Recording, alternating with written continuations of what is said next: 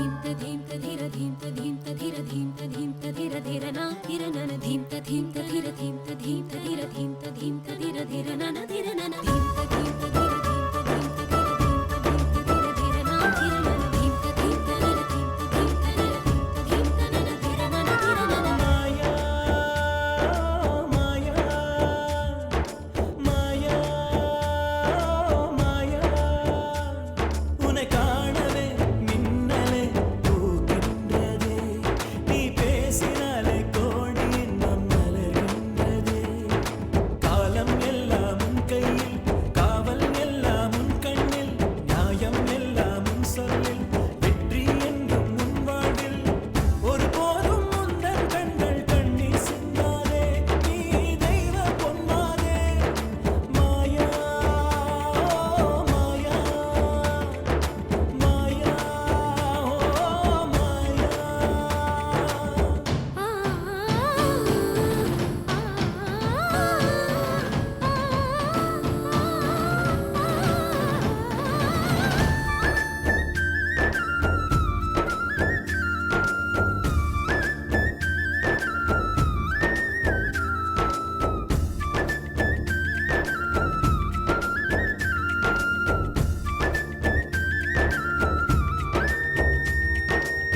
தடுமாற்றம் கிடையாது தன்மானம் மீறாது தடையெல்லாம் யாரும் போட்டால் அஞ்சாது ஓ பணம் கண்டு மயங்காது குணமின்றி பழகாது அவமானம் தாண்டி வெல்ல அசராது ஏமாற்றம் நேரும் போது குழம்பாது புது மாற்றம் மீண்டும் காண நெஞ்சே சளைக்காது பொன் கீதை பாதை செல்லும் பொய் பேசும் புகழை தள்ளும் பிறக்காக கைகள் நீட்டி நியாயம் கேட்பாளே தன் மானம் காப்பாளே மாயா மாயா மாயா மாயா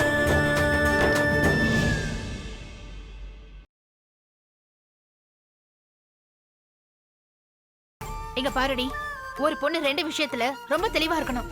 ஒண்ணு படிப்பு, ரெண்டாவது கல்யாணம். இந்த ரெண்டு விஷயத்திலயும் அவ சுயமா தெளிவா முடிவெடுக்கணும். இல்லன்னு வெய்ய அவ வாழ்க்கைய சித்திரவதை தாண்டி.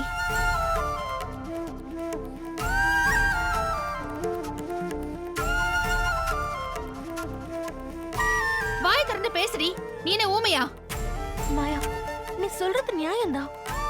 ஆனா அது எல்லா இடத்துலயும் செல்லுபடியாகாதே. மாயா, உங்க அப்பா படிச்சவரு, உன் ஃபீலிங்க புரிஞ்சுப்பாரு. ஆனா இங்கதான் அப்படி இல்லையே. என் அம்மா சொன்ன மாதிரிதான் கடவுள் விட்ட வழி விட்டு.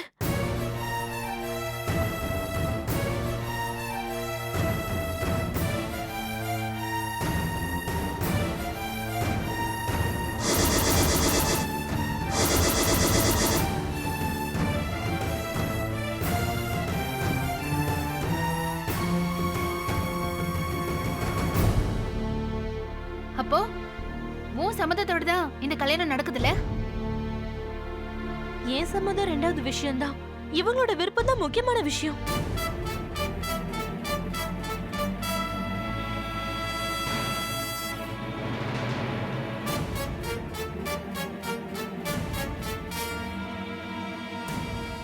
மாயக்கண்ணு அவதான் எங்களோட இஷ்டம்னு சொல்லிட்டால, அப்புறம் எதுக்கு தேவையில்லாம நீ அவகிட்ட கெஞ்சிட்டு இருக்க? எங்க வீட்டு பொண்ணுக்கு எது நல்லது எது கெட்டதுன்னு எங்களுக்கு தெரியும். புரிஞ்சுதா? தயவு செஞ்சு எங்க வீட்டு சடங்கு சம்பிரதாயத்துல நீ தலையிடாதம்மா. இந்த சந்தர்ப்பத்தை விட்டா எங்க வீட்டு பொண்ணு பல வருஷம் கண்ணியா இருக்கணும். யோசிச்சு பாருமா, உன் ஃப்ரெண்டு உன்ன மாதிரியே தவிக்கணுமா? பாவம், எவ்வளவு வாழ்ந்துட்டு போட்டுமே, விட.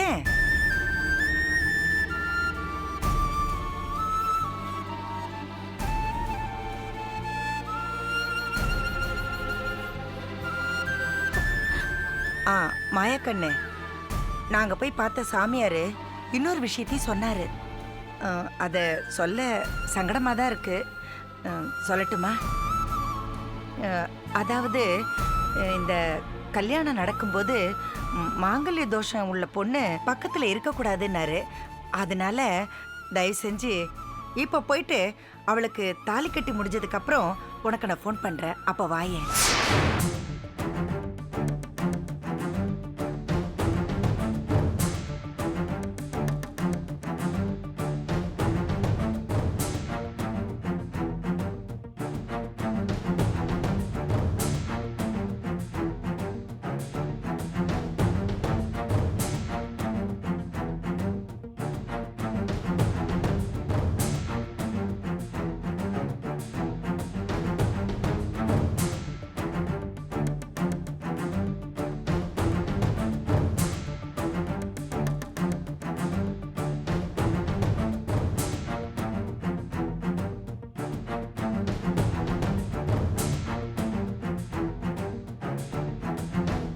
டா, நீ என்ன மச மச நிக்கிற? வேலையை பாரு.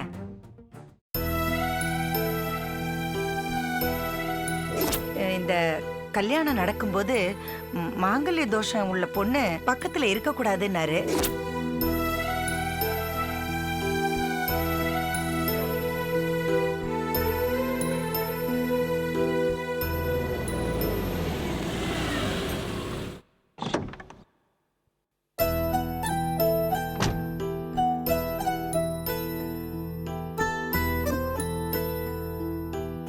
என்னாச்சு மாயா? தங்கராஜ் தாலி கட்டிட்டானா? மாங்கல்யம் வாங்க போயிருக்கானா? என்ன பண்றதுன்னே புரியல அரவிந்த். ஒரே டென்ஷனா இருக்கு. சரி, அருந்ததி என்ன சொல்றா? எப்படி சம்மதிச்சா? அன்னைக்கு நம்ம அவ்ளோ சொல்லியும் முட்டாள்தனமா முடிவெடுத்திருக்கா. அருந்ததியோட சிச்சுவேஷன் அப்புறம் சொல்றேன். நீங்க ரமேஷ்ட பேசுனீங்களா? அவனோட பொசிஷன் தெரிஞ்சாதா நம்ம அடுத்த ஸ்டெப்பை யோசிக்க முடியும். ஐயோ, என்ன சொல்றான் அவன்? அது என்னாச்சு அரவிந்த்? பயப்படுறானா? அது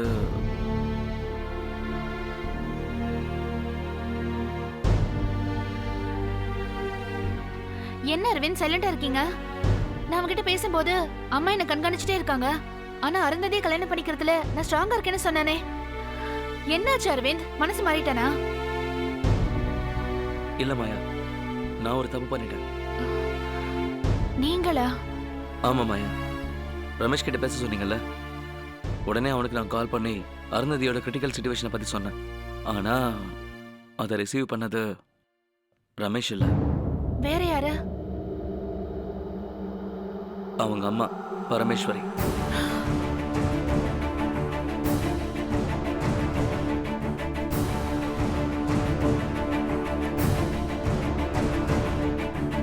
என்ன அரவிந்த் சொல்றீங்க?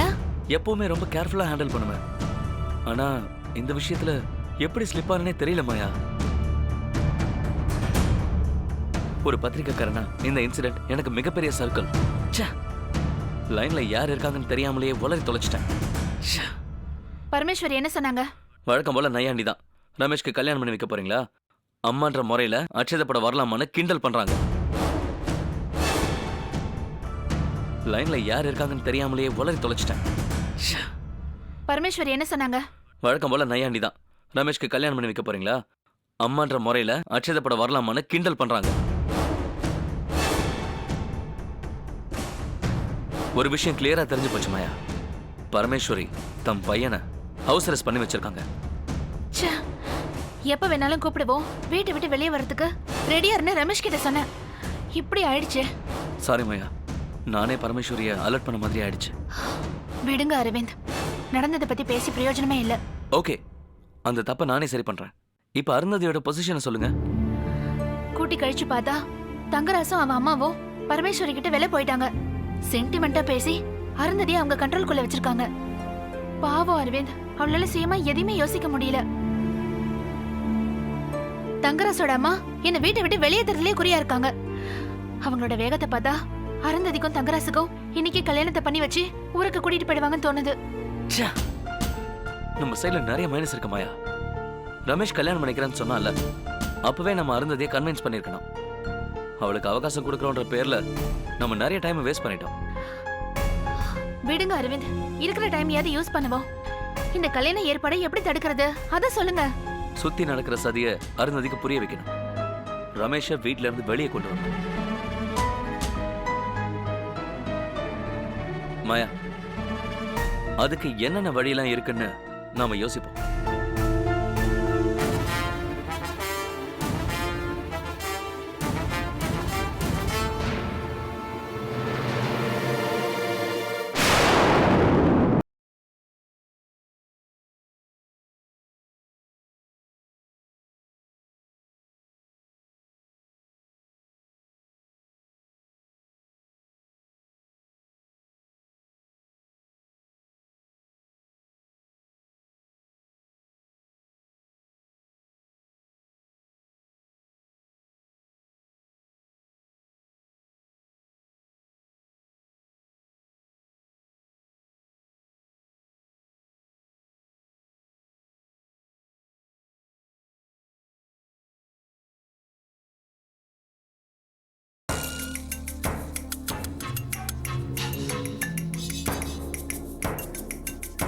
ஐயையோ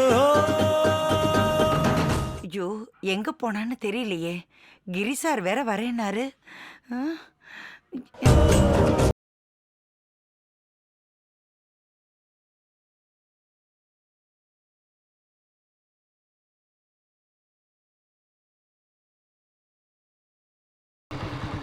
டேய் என்னடா கோலம் இது?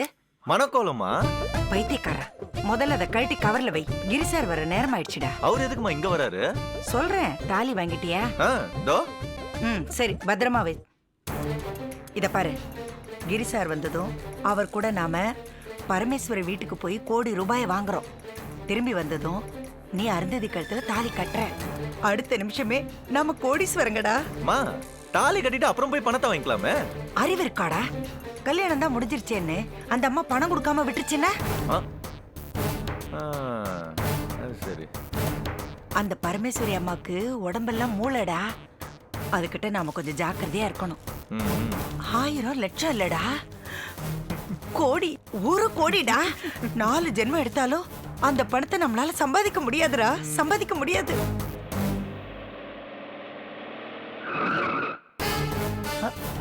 டேய், கிரி சார் வந்துட்டாரு. இங்க பாரு, அந்த அம்மா முன்னாடி இங்க வளர்ன மாதிரி தத்து பத்துன்னு வளரிட்டு இருக்காத, சரியா?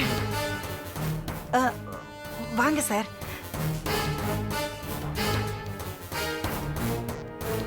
சார், மாலையும் ரெடியா இருக்கு, தாலியும் ரெடியா இருக்கு.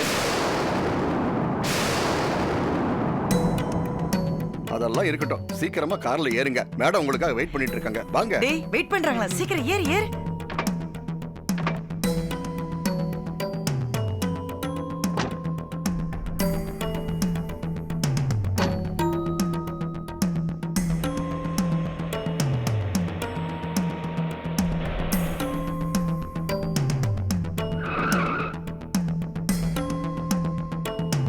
மாயா, நீங்க உடனே போய் அருந்ததி கிட்ட பேசுங்க. அவங்க பரமேஸ்வரி கிட்ட பணம் வாங்க போறது கன்ஃபார்ம் ஆயிடுச்சு. ஓகே, இப்ப அருந்ததி எப்படி நம்ப வைக்கிறது? நான் சொல்ற மாதிரி செய்யுங்க.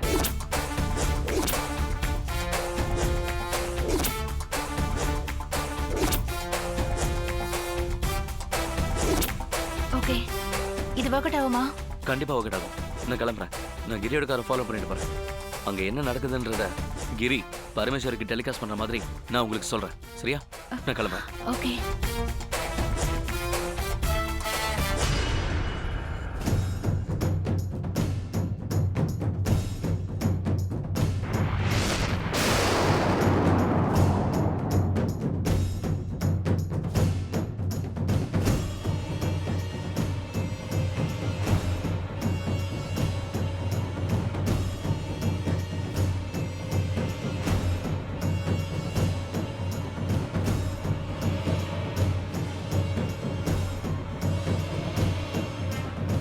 டேய் தங்கராசு, பணத்தை கையில வாங்கினதும் நேரா அந்த கழுத கழுத்துல போய் தாலியை கட்டுறேன்.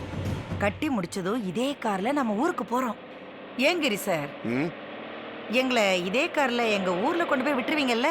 கொஞ்சம் இடம் கொடுத்தா தலைமையிலே ஏறி உட்காரிங்க, பாத்தீங்களா? மா, கொஞ்சம் வாய கட்டுமா. ₹1,00,00,000 வருது, சொந்தமா கார் வாங்க மாட்டோமா? அப்படிங்கிறியா? சரி விட்டு. மா, கொஞ்சம் வாய கட்டுமா. ₹1,00,00,000 வருது, சொந்தமா கார் வாங்க மாட்டோமா? அப்படிங்கிறியா? சரி விட்டு. டேய், அப்புறம் ஊருக்கு போனதும் அந்த 1 கோடியில உன் பேர்ல 25 லட்சம், என் பேர்ல 25 லட்சம் பேங்க்ல போட்டுருவோண்டா. அதுக்கப்புறம் நம்ம ஊர் தரகரை கூப்பிட்டு காடு கழனின்னு மிச்சம் இருக்கிற பணத்துல வாங்கி போட்டுருவோம். என்ன சொல்ற? சரிம்மா. கிரி சார், என்ன இந்த ஊர்ல 1 சென்ட் நிலம் என்ன விலைக்கு போகுது? என்ன உங்க ஊர் புரோக்கர்னு நினைச்சீங்களா? வாயை மூட்டு பேசாம வண்டியில வாங்க. கோச்சிக்காதீங்க சார், உங்க முதலாளிமா பங்களா மாதிரி இங்கேயும் ஒண்ணு வாங்கி போட்டுறலான்னு பார்த்தேன். விட்டா எங்க மேடத்தோட பங்களாவே வேலை பேசுறீங்க போல இருக்கு. ஐயோ, ஏன் பெரிய வார்த்தையெல்லாம் பேசுறீங்க? என்னதான் பறந்தாலும் ஊர்க்குருவி பறந்தாக முடியுமா? தெரியுது இல்ல, அப்ப கொஞ்சம் அடக்கி வாசிங்க. தங்கராசு, தங்க விலை நாளுக்கு நாள் ஏறிக்கிட்டே போகுது. போகும்போது ஒரு 50 சவரம் கையோட வாங்கிட்டு போயிடுவோண்டா. லூசம்மா நீ? இப்பயே இவ்வளவு பந்தா காட்ட ஆரம்பிச்சா அருந்ததிக்கு உண்மை தெரிஞ்சிடாது. அட போடா. டேய், தாலி கட்டினதுக்கு அப்புறம் அவளுக்கு உண்மை தெரிஞ்சா என்ன தெரியலன்னா என்ன செவில 4 விட்டு அடங்கடின்னு சொல்ல மாட்டேன். டேய் அவ நமக்கு அடிமைடா, செல்ல காசு, அவளுக்கு போய் பயப்படுற? இருந்தாலும்மா மனசாட்சின்னு ஒண்ணு. இத பாரு, இனிமே இந்த மனசாட்சியை பாக்குற வேலை வச்சுக்காத. அப்படி பார்த்த நம்ம யாரும் பொழைக்க முடியாது, புரியுதா?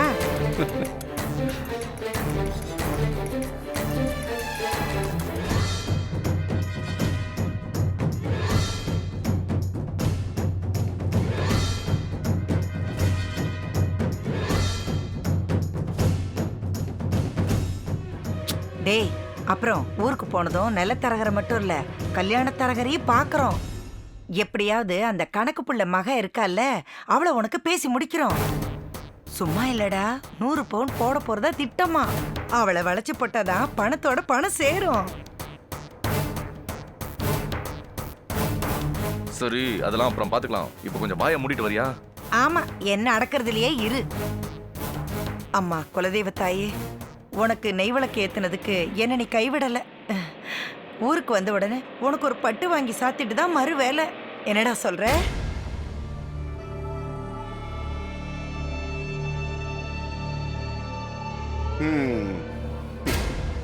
இன்னும் எவ்வளவு தூரம் போகணும் சார்? இதோ பக்கத்துல தான். ஆ சீக்கிரம் போக சொல்லுங்களேன். 1 கோடி ரூபாய்.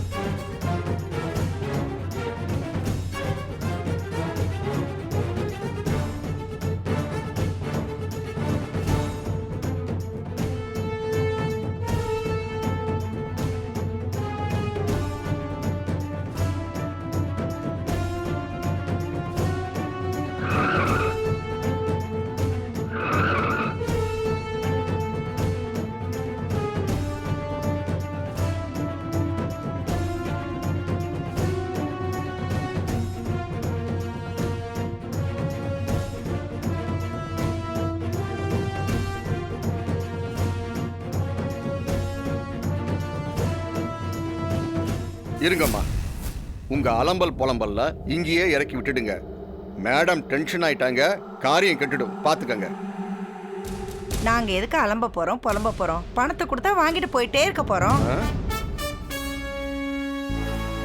பணத்தை வாங்குறதுலயே குறியா இருக்கீங்க, தாலி கட்டுறத பத்தி பேச மாட்டேங்கிறீங்க. சார் பணத்தை வாங்கிட்டு உங்களுக்கு என்ன நாங்க துரோகமா பண்ண போறோம்? நம்புங்க சார். ம் சரி சரி வாங்க. ம் வாடா.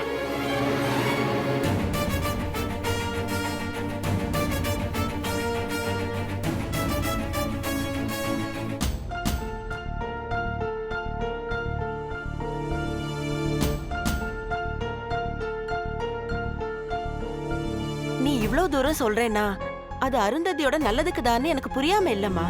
ஆனா அந்த பரமேஸ்வரி அம்மாவை பத்தி நீ ஏன் நிறைய சொல்லியிருக்க? அப்படி இருக்கும்போது அந்த வீட்ல போய் என் பொண்ணு எப்படிமா சந்தோஷமா வாழ முடியும்? நீயே சொல்லு. ஐயோ அம்மா, நான் அதெல்லாம் யோசிக்காம சொல்லுவேனா? ரமேஷ் மனப்பூர்வமா அருந்ததி ஏத்துக்கிறேங்கிறான். அவன் தான் நமக்கு முக்கியமே தவிர பரமேஸ்வரி அம்மா நமக்கு 2ஆம் பட்சம் தான். அவங்கள பத்தி நம்ம யோசிக்கவே தேவையில்லை. கல்யாணத்தை பண்ணி வச்சுட்டு நான் இவ்வளவு அம்போன்னு விட்டுருவேனா என்ன? ரமேஷையும் அருந்ததியும் தண்ணி கொடுத்துன வச்சு கூட இருந்து பாத்துக்குவேம்மா. என்ன நம்புங்கம்மா. சொல்றதுக்கும் கேக்குறதுக்கும் நல்லாதாமா இருக்கு. ஆனா யதார்த்தம்னு ஒண்ணு இருக்கு இல்ல. உன்னோட வாழ்க்கையில விளையாடின அந்த பரமேஸ்வரி அம்மா என் பொண்ண சந்தோஷமா வாழ விடுவாங்களா? நாங்கெல்லாம் அவங்க கால் தூசிக்கு சமம்மா. ஐயோ, ஏன் இப்படி பயந்து சாவறீங்க? வரும்போது எங்க அப்பா கிட்ட பேசிட்டு தான் வரேன். எல்லா விஷயமும் அவருக்கும் தெரியுமா? அருந்ததியோட வாழ்க்கைக்கு எங்க அப்பா பொறுப்பு. போதுமா? நான் வேணா அவரே பேச சொல்லட்டுமா? வேண்டாம் மாயா, அவரையும் டிஸ்டர்ப் பண்ணிட்டு கால்லாம் பண்ணாத. அப்படி எப்படிதான் உங்க அம்மாவை தைரியப்படுத்துறது?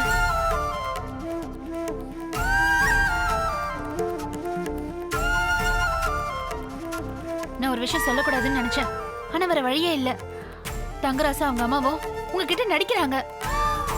அத முதல்ல புரிஞ்சுக்கோங்கம்மா.